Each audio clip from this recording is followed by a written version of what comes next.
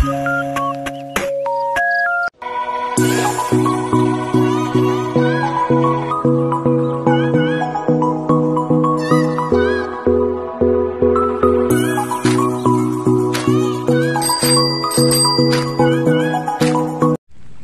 back to fishing tayo sa pag-shutdown ng ilog. Agad-agad ako ay naka 1 point hito. Kaso ilayo natin. Nasa tabing-tabi lang tayo ng oops, yun.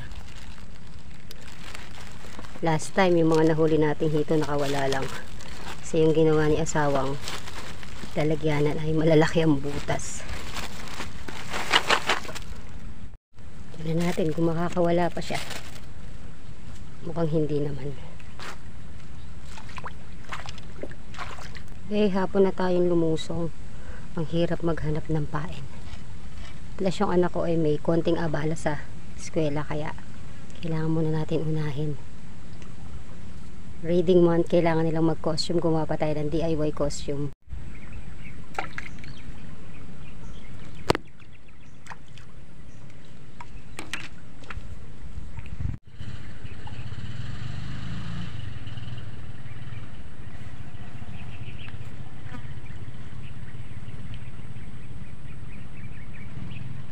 Mukhang hipon yung kumakagat sa dalawa natin panggilid. Lubog-lubog lang konti eh.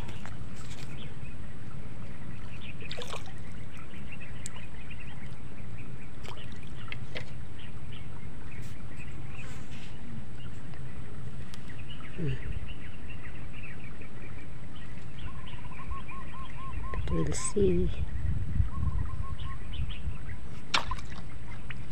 Oh, tilapia. Tilapia. Tilapia. Ganda ng sukat. Okay. Actually, hindi talaga tayo dito dapat magpupwesto.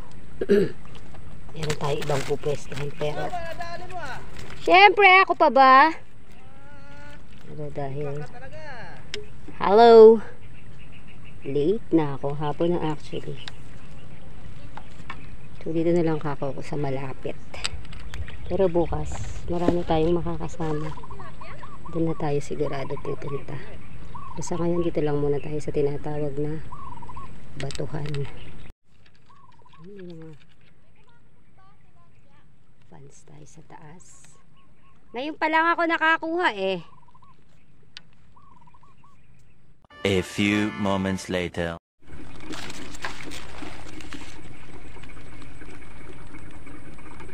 Okay, lipat tayo pwesto. Wala nagpaparamdam doon. Try natin dito. Katabi lang din yung luma natin pwesto. Tingnan natin kung anong kapalaran natin sa gabi rito.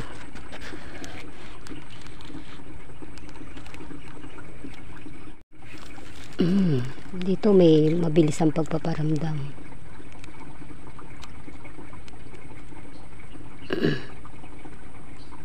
Hindi lang natin alam kung ano to. Sana tilapia.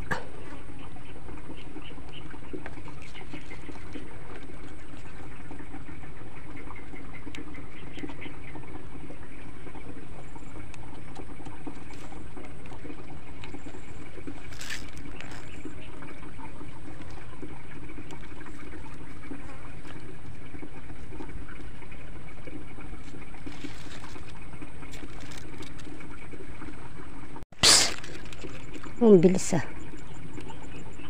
Gulat ako.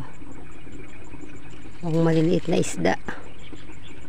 Kasi nilulubog na. Hindi pa huli. O kung malaking isda yun, yung lubog na yun eh. Sure na sure ang sarap. Let's wait and see. At least dito panay yung kagat. Sa pinanggalingan natin eh talagang super tumal. Wala nang ang bulabog eh. Natumal pa rin. Pero naka 2 points ako dun eh. Try natin dito. Malalim pa rin naman yan eh. Lulubog pa rin ako.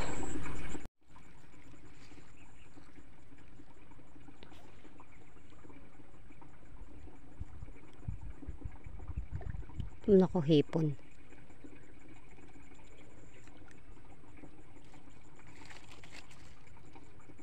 Hipon yan.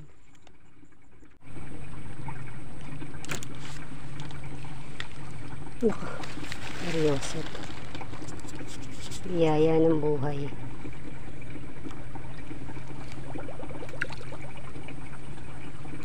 One hour later.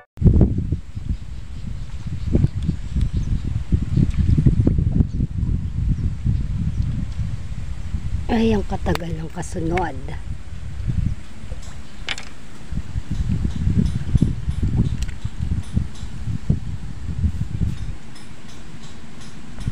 Maliit.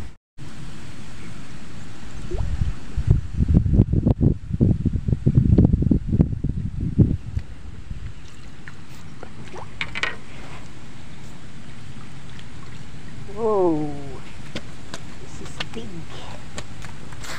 Kuha natin sa tiyaga, guys. Actually, ito napatid na to. Kinasahan ko lang uli. So, why not? Nagmahangin. So, feeling ko nanggigilid na ang mga tilapia. Actually, tagal-tagal na walang kagatan. Ito pa lang yung ating pang-apat na hindi pwedeng makawala. Wala tayong ulamin. Sorry. Okay, papack up na sana ako eh. Alam niyo naman. Pero dahil ako'y may naahon pa, edi tuloy natin ang laban. Ngayon pa ba? Nahuhuli na. I love it. Time check. Parang mag-aalas 5 na ng hapon. Nagpunta tayo dito ng 1:30 siguro. After natin na ihatid si baby boy Santino sa kanyang school para sa kanyang rating month. Tumiretso na ako dito. Pero hindi ito talaga yung plano kong puntahan today. Bukas nyo na lang makikita sa mga susunod na araw natin pupwestohan yan. Kasama yung ating mga bisita. Bato pa tayo. Anyway, meron tayong service. Masasakyan naman tayo pa uwi.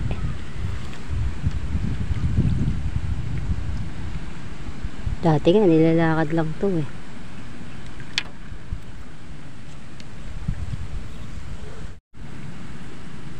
Buti nakahukay ako ng ilang pirasong pula. Ano tayong nagagamit sa ating mga panggilid. Aking mga champion for today's video. Kinakagatan na naman yung ating pink.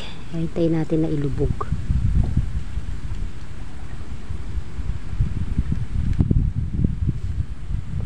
Lakas ng hangin.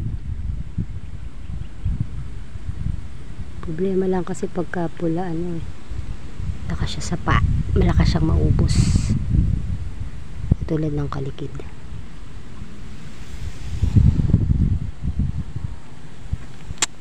Nagalaw na.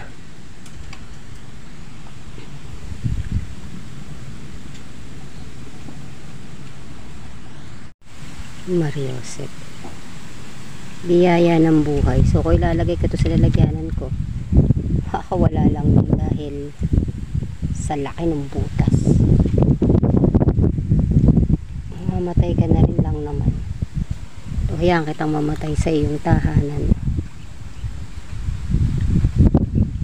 Lulun talaga ang biya kong kumain sa laki ng bunganga niya. Hinipain pa yan. Uhuli pa yan. Pakap na natin tong ating roller. Okay, pakap na. So far, ang ating day 2 Eagle shutdown ay mas maganda ang resulta kesa noong nakaraan. May sure na akong pang ulam.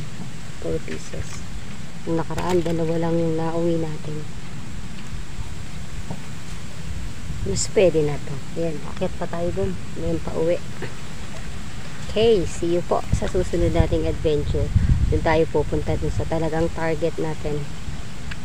Muna po sa ngayon. I'll see you guys next time.